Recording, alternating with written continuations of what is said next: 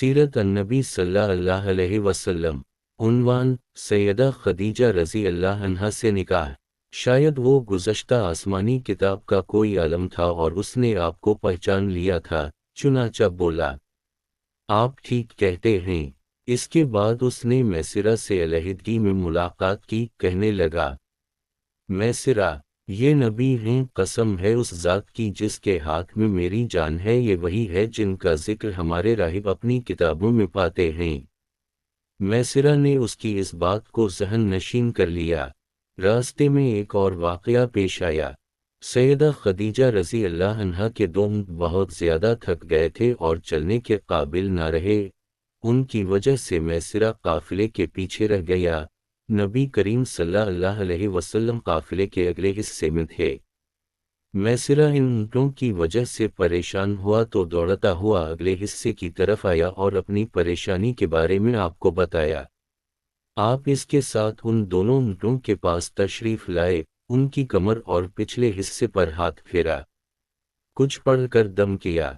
आपका ऐसा करना था कि ऊँट उसी वक्त ठीक हो गए और इस कदर तेज चले कि काफिले के अगले हिस्से में पहुंच गए।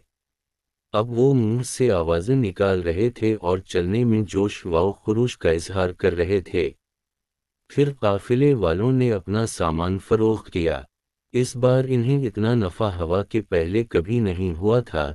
चुनांचे मैसिरा ने आपसे कहा, ए मोहम्मद, हम साल साल से सैयदा खदीजा के लिए तिजारत कर रहे हैं, मगर इतना ज़बरदस्त नफ़ा हमें कभी नहीं हुआ जितना इस बार हुआ है।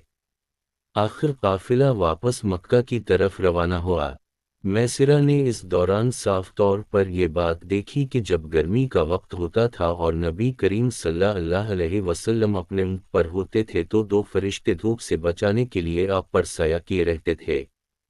इन तमाम बातों की वजह से मैसिरा के दिल में आपकी मोहब्बत घर कर गई और यूं लगने लगा जैसे वो आपका गुलाम हो। आप सल्लल्लाहु अलैहि वसल्लम दोपहर के वक्त मक्का में दाखिल हुए। अब बाकी काफिले से पहले पहुंच गए थे। आप सीधे हज़रत खदीजा रज़ी अल्लाह अन्हा के घर पहुंचे। वो उस वक्त चंद औरतों के साथ बैठी थीं। इन्होंने दूर से आपको देख लिया। आप ऊँट पर सवार थे और दो फरिश्ते आप पर साया किए हुए थे। हज़रत खदीजा रज़ी अल्लाह अन्हा ने ये मंजर दूसरी औरतों को भी दिखाया। वो सब बहुत हैरान हुई। अब आप सल्लल्लाहु अलैहि वसल्लम ने हज़रत खदीजा रज़ी अल्लाह अन्हा को तिजारत के हालात सुनाए, मुनाफा के बारे में बताया। इस मर्तबा पहले की निस्बत 2 गुना मुनाफा हुआ था। हज़रत खदीजा रज़ी अल्लाह अन्हा बहुत खुश हुई। इन्होंने पूछा, मैसिरा कहाँ है? आपने बताया, वो अभी पीछे है। ये सुनकर सैयदा ने कहा, आप फौरन इसके पास जाइए और उसे जल्द अज जल्द मेरे पास लाइए। आप वापस रवाना हुए। हज़रत खदीजा रज़ी अल्लाह अन्हा ने दरअसल आपको इसलिए भेजा था कि वो फिर से वही मंजर देखना चाहती थीं, जानना चाहती थीं कि क्या अभी फरिश्ते उन पर साया करते हैं या नहीं। जून ही आप रवाना हुए, ये अपने मकान के ऊपर चढ़ गईं और वहां आपको देखने लगीं। आपकी शान अब भी वही नजर आई। अब उन्हें यकीन हो गया कि उनकी आंखों ने धोखा नहीं खाया था। कुछ देर बाद आप सल्लल्लाहु अलैहि वसल्लम मैसिरा के साथ उनके पास पहुंच गए। हज़रत खदीजा रज़ी अल्लाह अन्हा ने मैसिरा से कहा, मैंने उन पर 2 फरिश्तों को साया करते हुए देखा है, क्या तुमने भी कोई ऐसा मंजर देखा है? जवाब में मैसिरा ने कहा, मैं तो ये मंजर इस वक्त से देख रहा हूँ जब काफिला यहाँ से शाम जाने के लिए रवाना हुआ था। इसके बाद मैसिरा ने निस्तूरा से मुलाकात का हाल सुनाया। दूसरे आदमी ने जो कहा था वो भी बताया, जिसने लात और रज़ी की कसम खाने के लिए कहा था, फिर ऊँटों वाला वाक़या बताया। ये तमाम बातें सुनने के बाद सैयदा खदीजा रज़ी अल्लाह अन्हा ने आपको तयशुदा उजरत से दोगुना दी, जबकि तयशुदा उजरत पहले ही दूसरे लोगों की निस्बत दोगुना थी। इन तमाम बातों से सैयदा खदीजा रज़ी अल्लाह अन्हा बहुत हैरान हुई।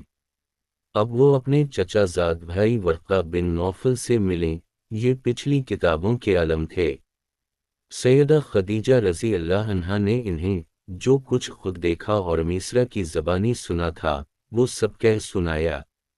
ورقہ بن نوفل اس وقت عیسائی مذہب سے تعلق رکھتے تھے، اس سے پہلے وہ یہودی تھے۔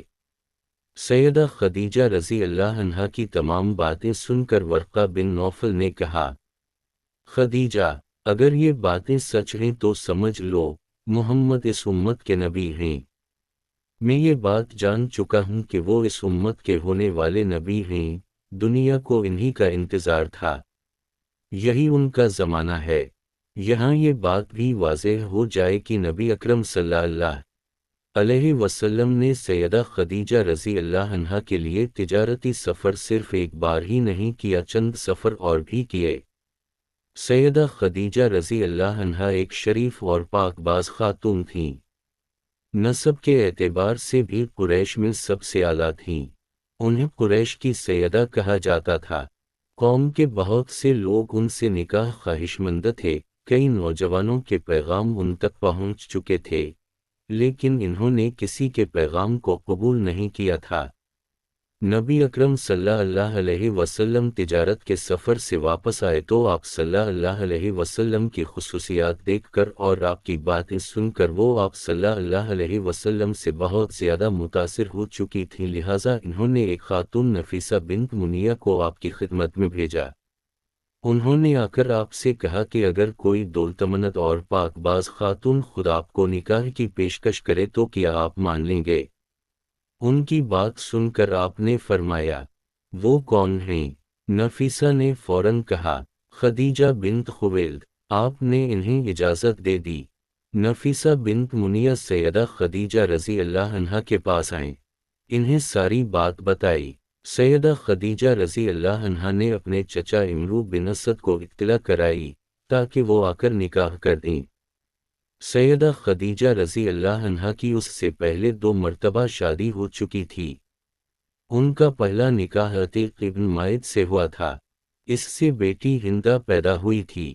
عتیق کے فوت ہو جانے کے بعد سیدہ کا دوسرا نکاح ابو حالہ نامی شخص سے ہوا۔ ابو حالہ کی وفات کے بعد سیدہ خدیجہ رضی اللہ عنہا بیوگی کی زندگی گزار رہی تھیں کہ انہوں نے آپ صلی اللہ علیہ وسلم سے نکاح کا ارادہ کر لیا۔ اس وقت سیدہ کی عمر 40 سال کے لگ بھگ تھی۔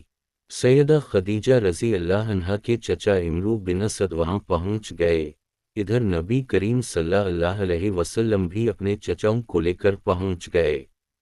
نکاح کس نے پڑھایا، اس بارے روایات مختلف ہیں۔ ایک روایت یہ ہے کہ یہ نکاح چچا ابو طالب نے پڑھایا تھا۔ مہر کی رقم کے بارے میں بھی روایات مختلف ہیں۔ ایک روایت یہ ہے کہ مہر کی رقم 12 اوقیہ کے قریب تھی، دوسری روایت یہ ہے کہ آپ نے مہر میں 20 جوان اونٹنیاں دیں۔ نکاح کے بعد نبی کریم صلی اللہ علیہ وسلم نے ولیمے کی دعوت کھلائی اور اس دعوت میں آپ نے 1 یا 2 ذبح کیے۔